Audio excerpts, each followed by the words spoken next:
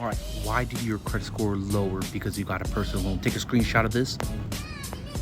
All right, too late now. All right, so the reason why is because one, it creates an inquiry. So if you already have a lot of inquiries and just adding another one, that does count for your credit score. So that's why most likely your credit score dropped because of that. The next one is that you're increasing amount owed, which is the second most important thing when it comes to your credit, is you're adding more debt on top of what you already owe. And then the last one is that you're decreasing your credit age, which counts for the third most important thing when it comes to building your credit.